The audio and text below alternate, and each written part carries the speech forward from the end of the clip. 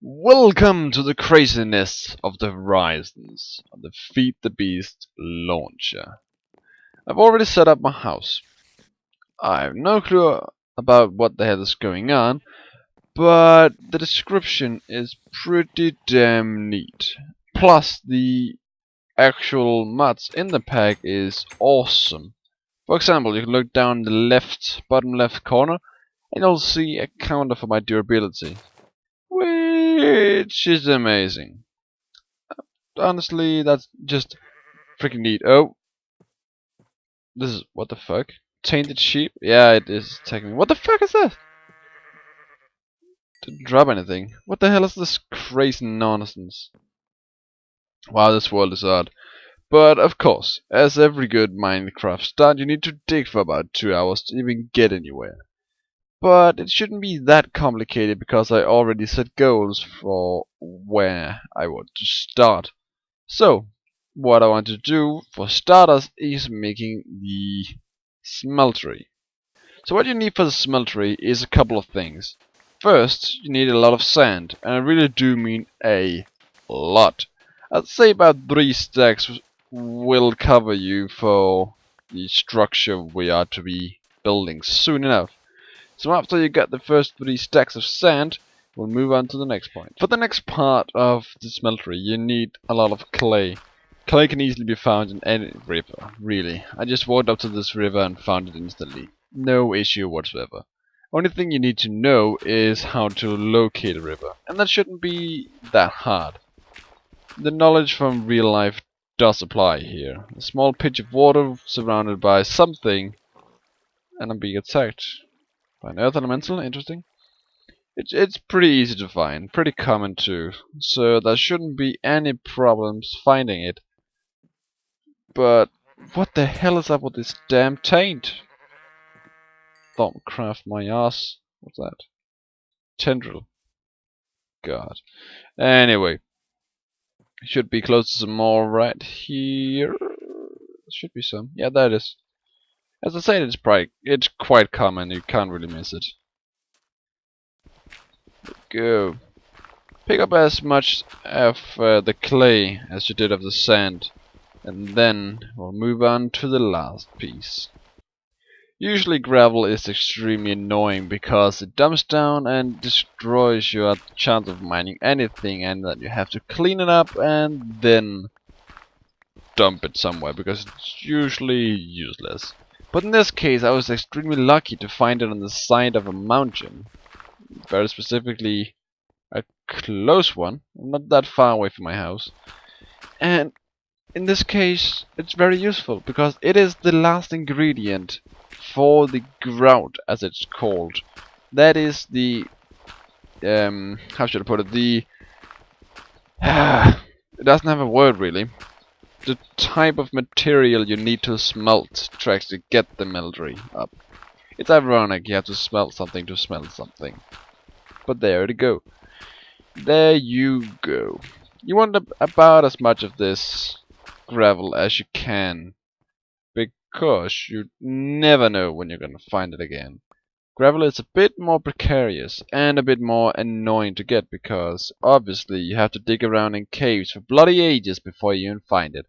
And when you need it, you never find it. When you don't need it, you find tons upon tons. Everyone probably knows that experience. But let's head back and create this madness. If once I just take a look. So once you've collected all the necessary pieces, you do this. You put in a stack of sand, stack of clay, a stack of gravel. That will bring you 2 stacks of grout. Now, what is grout, and why do I need that for the smeltery? Well, you can see that pretty obviously if you pick up your book and fuck. There we go. I found it. You can see that grout can be melted into sheer bricks, which then can be can be formed into bricks of the smeltery and the smeltery controller, etc., etc. This book doesn't actually show it all. I'm pretty sure the red one here and then the black one. Once you get those two, you can see all the recipes, or you can go look it up on Wikipedia or whatever. But I'm gonna be showing the most useful ones regardless. So I'll be with ya once all this is cooked. If only I had some coal. Be right back.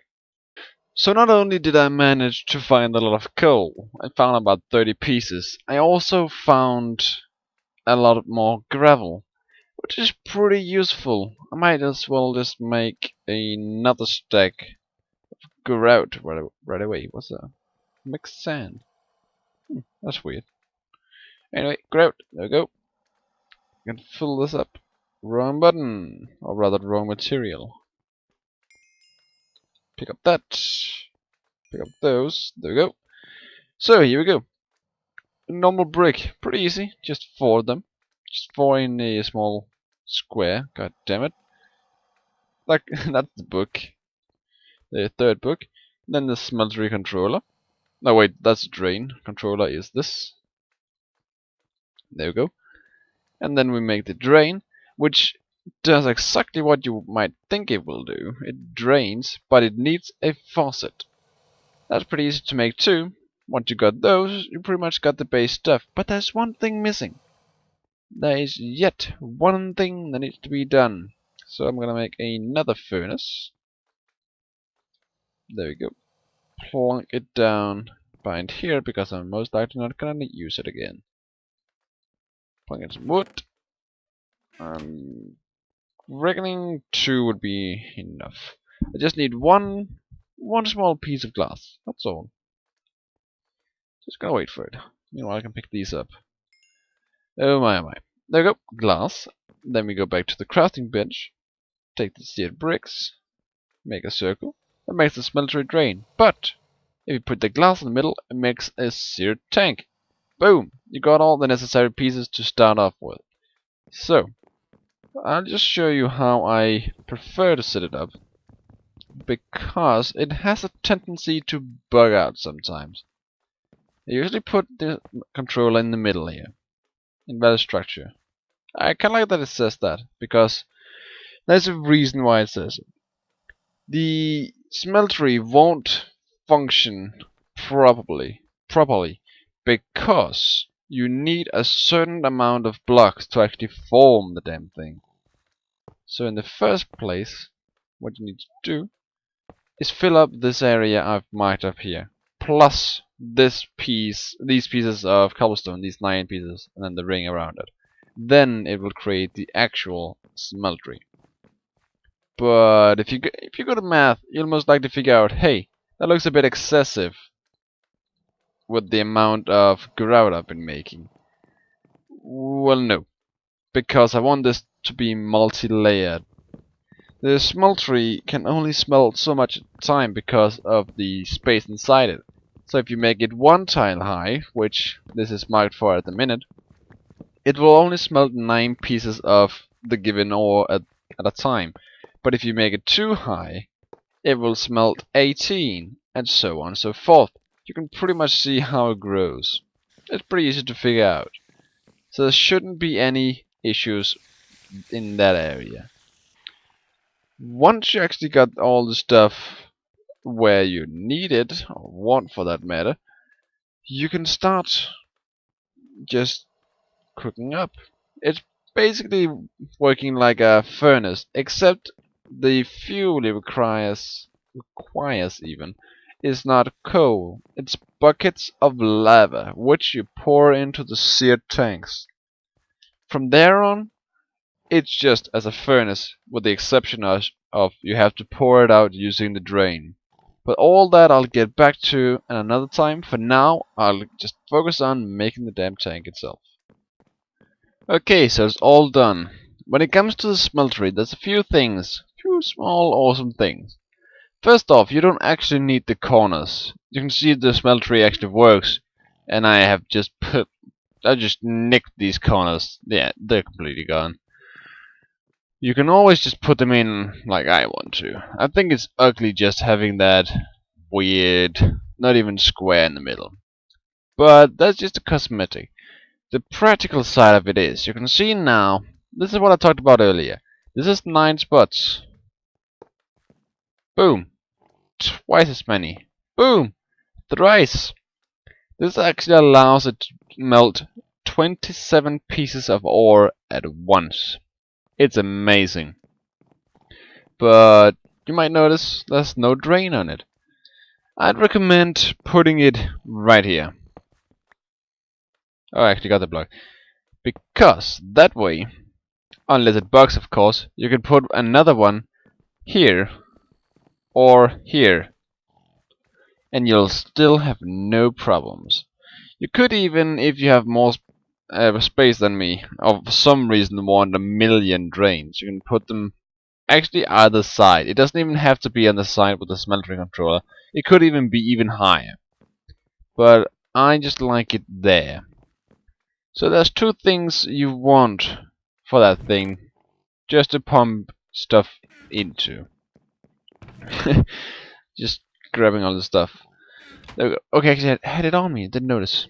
You want two things, as I said. And I'll just show you, because the book actually does explain this rather well. Here you go. So I need the casting bit.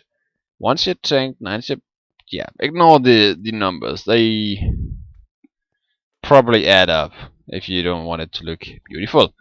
One casting table. So how do I make a casting table? Does it tell me? That's weird, isn't it? Oh, I skipped it, didn't I? Nope, I didn't. Okay. It should be right here. There we go. So these are pretty simple. A U and a N, pretty much. You need them both, I'd say. This one, is for all the crafting bits and for single ingots. And the other one is for pulling out entire blocks of a certain ore.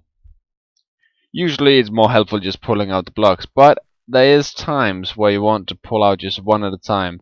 As I said, if you want to make a certain item, for example, if you want to make a pickaxe head. You might not even know what I mean by that, but I'll explain that at a later time. So for now, this has been it for the smeltery. Next time I need to go get some digging done, which will be interesting. I have a lot to talk about, so it should be pretty cool meeting you then.